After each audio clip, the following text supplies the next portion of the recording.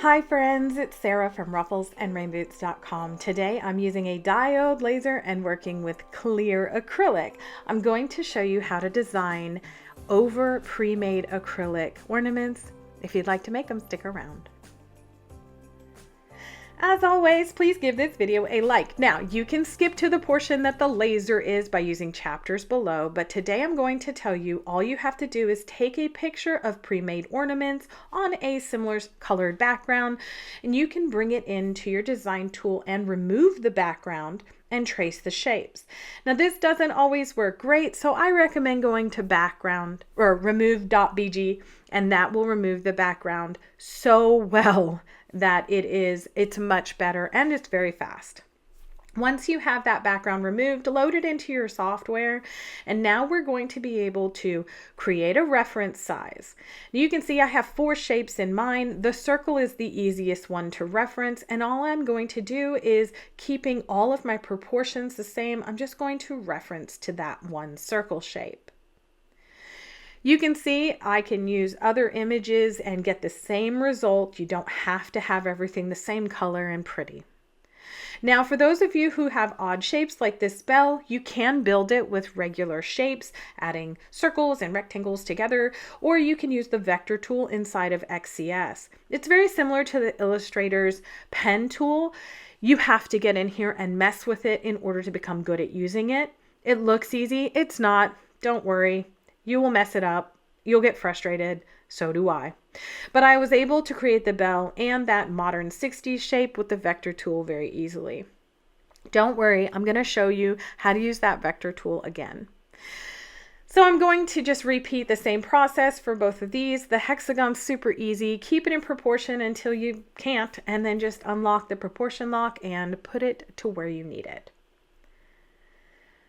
All right, so now that we have our basic shapes, you can remove the actual image because you don't need it clogging up space on your file.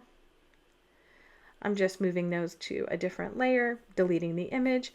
Now, if you're new at designing your own files, here's a tip. Number 1, save often. Number 2, copy your hard work. So take all of these shapes off to the side, copy them, set them to ignore, and paste them over into your working area. I promise you, it will help you out because inevitably you'll mess them up. So we can actually set all of these to ignore because we don't want our machine to process them. We already have the clear blanks. So now that we have those off to the side, let's start designing. I saw something in one of the Facebook groups I absolutely loved. It was a tree on a snowy berm. And we're going to make it. So the first thing we're going to do is combine shapes we already have. This means we can go into XCS software. We can take the tree shapes. We can also import SVGs. So designers like myself and others always offer free designs in SVG format that you can easily put into all of the software. So I like this tree. We're going to make some adjustments. The first is to remove the ugly bump out. You'll see it like right here. I'm just going to grab a circle. See that weird bump out up there? I'm going to take that by making a circle, attaching it, by uniting it to the tree. Now, here's what I figured out when I created my long tree trunk. It's not centered. Theirs original one is not centered. So I'm going to go ahead and remove their tree trunk by taking just a rectangle, putting it over the tree trunk, selecting both the rectangle and the tree, and hitting combine subtract. Yay! Now I can center my 2 pieces, and I can unlock the tree to manipulate it into being a little thinner. I center my design by selecting both and hitting align, horizontal align, and it's done. Now for the snowy berm, you can combine with some circles. You can do a lot of stuff, but I'm going to show you how to use the vector tool to make a nice curved, beautiful hill. Doesn't that look like a nice, beautiful curved hill? Just kidding. You're going to throw some points on the top. Everywhere there's going to be a curve.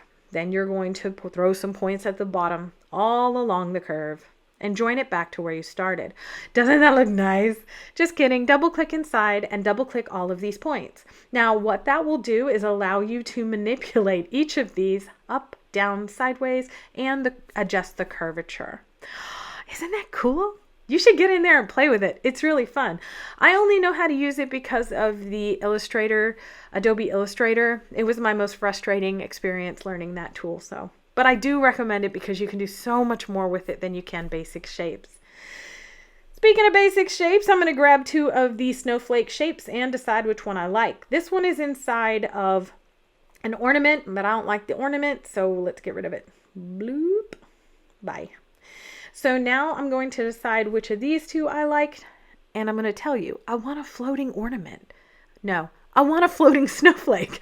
So I'm going to add an outline. I'm going to click on the actual shape, size it to whatever size I want, and then I'm going to, up at the very top bar, go to outline. When I click on that, I undo the inner line here. I adjust the width of the outline and then hit OK. That will lock in place 2 pieces. The first is going to be cut, so we can go ahead and click that on cut, click off of it, click the center, and click engrave. Now that laser is going to process 2 functions, engrave first and then cut.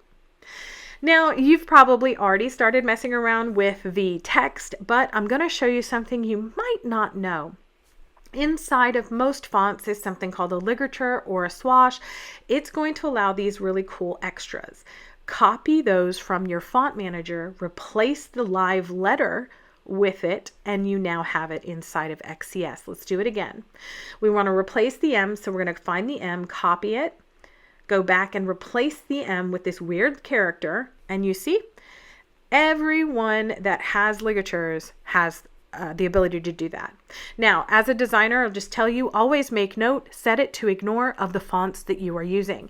You will have to make that note because you're not going to remember. Trust me. Now I just added an extra snowflake to engrave on the snow, and I'm going to take all of my fonts here and I'm going to weld them together, and then I'm going to group them together. I'm going to set them as engrave, and that file is ready for processing. If you want, go ahead and save because there's no auto save feature in XCS, and then design others as you want. I designed very similarly a hexagon ornament as well. This is all with shapes from XCS. So you can see this was my first cut and I lost the video footage, so I just made another set. You can see the 3M is on here. If you've never worked with it, it's magical. Magical. So what we're going to do is not work on the front. We're actually going to work on the back of the material, and the reason is because this is going to be placed onto our acrylic in place of glue. So again, we're going to flip it over on the back, add our adhesive. So this comes in sheets, this comes in rolls, 6-inch and 12-inch. It is not the cheapest stuff. I'll put a link down to what I buy on Amazon, but it is magical stuff and I absolutely love it. I get my material into it and then pin it down. I'm going to use XCS Auto Distance Measure because I have the X-Tool S1. It's also magical. The sensor just pops out of the material, resets itself, and loads the distance auto-magically for you. Boop, it's in there. Now we use twin point positioning to set our boundary area for cutting and engraving. So I'm going to move the gantry with the laser module right to my starting point at the upper left and hit the start button to lock it in. I move the gantry all the way to the bottom right of my boundary, hit the start button and lock in the second vertex. Now this green box appears. You don't have to keep your shapes. You don't have to keep everything together. We're going to now just process everything inside of that green box. When you hit framing, what will happen is your laser is 0 power. It's just showing you when the crosshair where the processing is going to be. Now I probably could have left it alone, but I'm just going to show you. I use framing to make sure I don't have my pins sticking out or over the design or anything. Now I'm going to close it and we are going to process it in the oh wait, first we have to set our settings. Engraving is 23 by 88 and my cut is 90 power with 10 speed. Both of them are 1 pass. If you're new, you're going to run test grids on all of your material, so you don't have to use mine. You can use it as a starting point if you're using a 40-watt diode laser with basswood. This is basswood plywood. You can see it's beautiful. It's engraving so dark. The cuts are so nice. And I'll show you up close straight out of the laser. If you are new to lasers, I let my purifier, you can let an inline fan run additional few seconds just to make sure all that smell is out. It estimated 9 minutes and completed at 8:55. How funny is that? All right, this is the second run. You can see, look at this. Let me focus. Oh, look how pretty it is. And on the back, we have all the work done for us with the adhesive. So now we're just going to take that over and prep it for assembly. I like to use a dry microfiber cloth to remove most of the soot on the outside edges. I'm very careful to make sure I don't break anything off. Some people like to use baby wipes, but I find that basswood plywood absorbs the moisture and then I have to wait to do the next step, and I don't like waiting. The next step is actually just to protect all this soot that's in the engraving. I use UV resistant clear matte spray from Krylon, so I'm going to go outside and do a couple coats of that and let it dry. And through the magic of video editing, I'm back. So you can see, I'm just making sure I got all my pieces because I dropped those tiny little stars like 6 times walking through the house.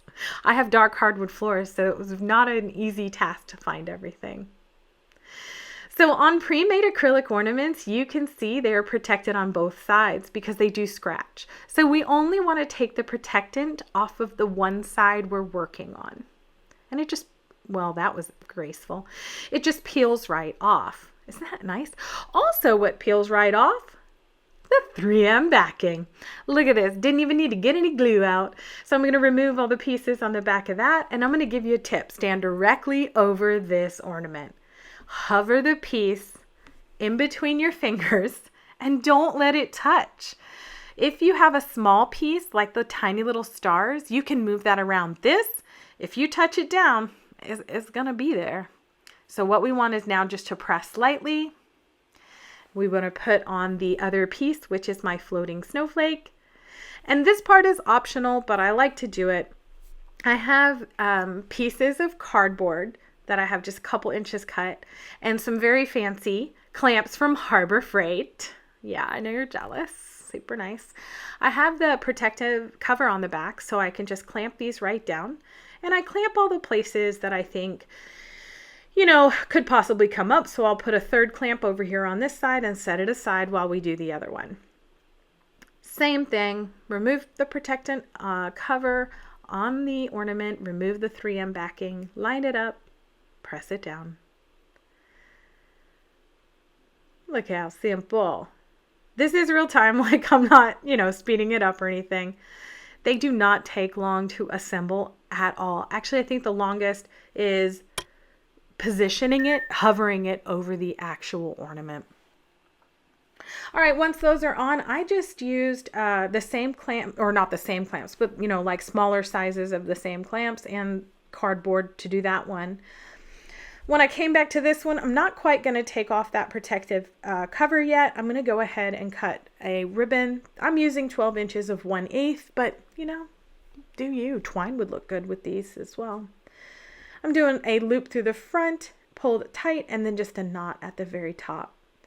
As I mentioned, I used the X Tool S1 for this project. It took no time at all. I love the laser. You can get links down below about this laser. Ask me anything if you're new to lasers. I will share what I know and my experience. Look at these. Look how pretty they came out. I love them, but I would love to hear what you think. Let me know down in the comments below. Will you make them?